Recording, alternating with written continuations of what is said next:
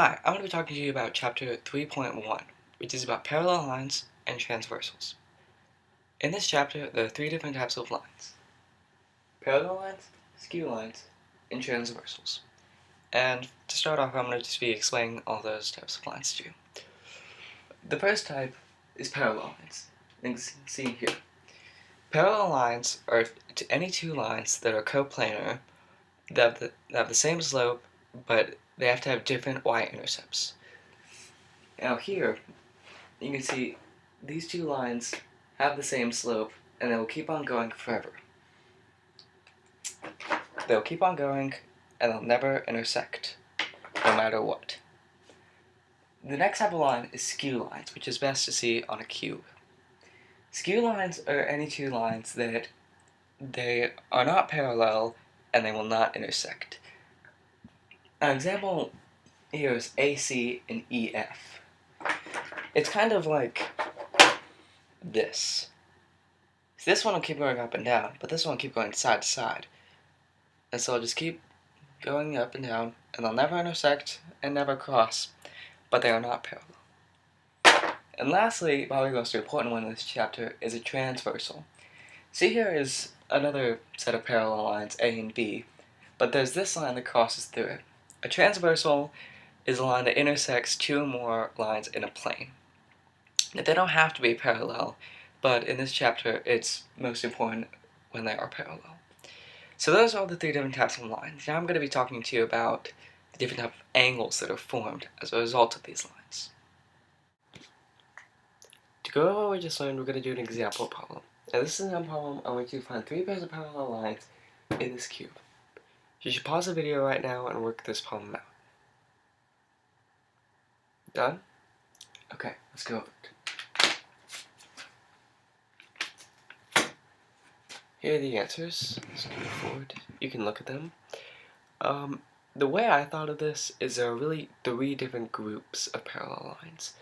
There were the ones going this way, the ones going this way, and the ones going that way.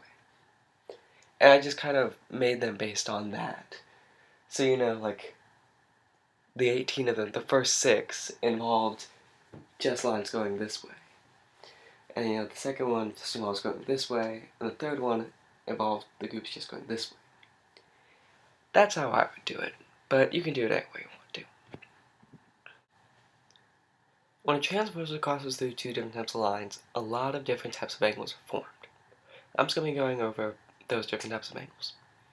The two most basic type of angles formed that include all angles are exterior angles and interior angles.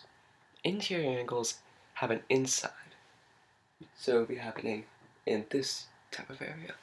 The exterior angles would have an outside, so they would be in these areas. So in this figure, the exterior angles would be 1 and 2 and 7 and 8, while the interior angles would be 3, 4, 5, and 6. Let's expand on the concept of exterior and interior angles for a second.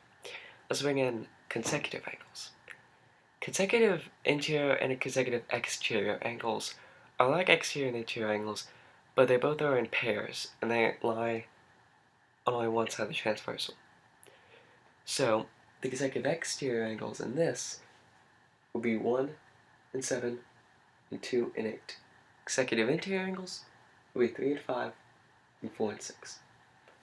The postulate for these two are basically the same, just you replace the names. Like, the consecutive interior angles postulate is if any two lines are cut by a transversal, then the pairs of consecutive interior angles formed are supplementary. This allows consecutive exterior angles as well. Now let's talk about alternate angles. These are a little bit more tricky, but I think you can get it. So the idea of alternate interior and alternate exterior angles is that they kind of switch on the transversal.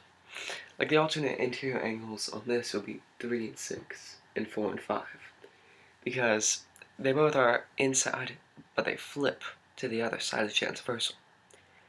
And the alternate exterior angles are 1 and 8 and 2 and 7.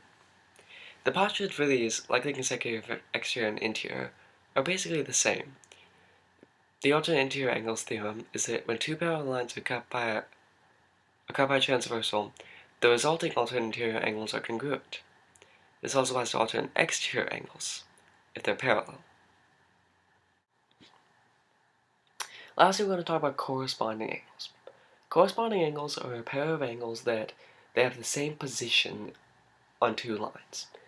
So, the corresponding angles in this is 1 and 5, 3, 7, 2, 6, and 4 and 8.